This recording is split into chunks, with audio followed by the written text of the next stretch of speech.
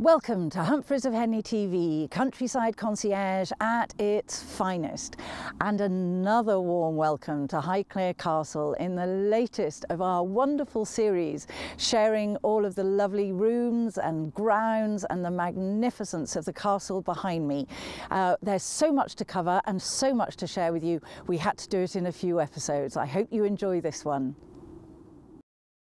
The seasons at Highclere obviously just are magical. What are the I'm not going to ask you for your favourite, because I think it's difficult to have a favourite season, but what are the highlights of each of the seasons for you?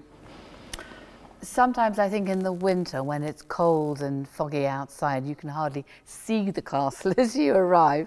That's such a different sensation, but still rather lovely, wondering where it is. And it always takes me back into the dark days of winter, which we've now again lit up today and which were darker, and around the celebrations around which we build our life at that time of year with Christmas and New Year and Epiphany. So there's that part of the year. When you're thinking of the spring, it's the cherry blossom and the daffodils and the narcissi, and you're so grateful to see a bit of colour, because sometimes the brown skeleton shapes of the trees seem to last interminably, and you're looking for those little bright green vivid shoots. And that's quite wonderful. And then this height of summer, we created a wildflower meadow maybe 8 or 9 years ago now, and every year it gets richer. And when you walk through it, it gets noisier. You can hear more beetles, more insects. There's more diversity, and you can't build that in a year or two. That comes over time. And we then spend some time at the end of the year raking it, scarifying it to take everything away in order to give the flowers a chance to come back. So it doesn't happen because it happens because you help it to happen. And then in autumn you've got the glorious golden shades. So it's an amazing place, but we're more in touch with the seasons, because I think we're out walking more. I think if you're in a town, you're less in touch with perhaps what helps you feel better and live well. You need to get out of the country. We love the English countryside. We're very passionate about it, and we love with Humphreys bringing visitors who've never been here before and just seeing their faces light up. But in your situation, it's a real responsibility. It's a huge responsibility, isn't it, that you have looking after one of the country's treasures.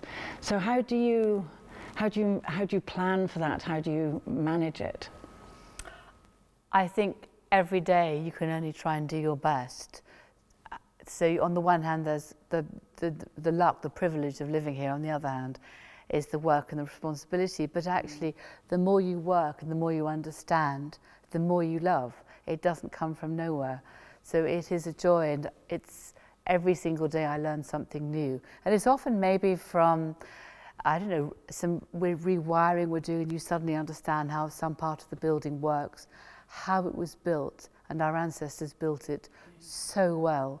And then I think then the gardens are such a joy for Geordie, my husband, and I, and we really enjoy developing, planning, changing, because they were quite skinny. They kind of got lost and forgotten, the gardens here, when Geordie and I took over.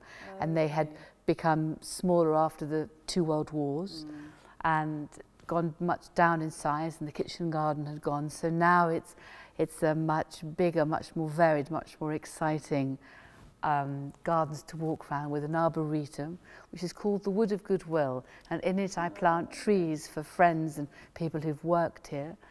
And then there's a rose arbor in memory of my own mother, and there's the secret garden and the white border, and there's areas for spring, and I'm just going to create a walk actually in memory of my mother-in-law, who sadly died.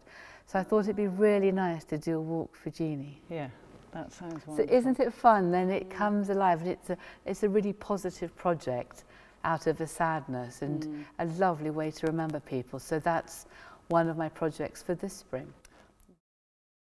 I hope you enjoy your visit to Highclere Castle as much as we have enjoyed ours this morning. We look forward to seeing you next week.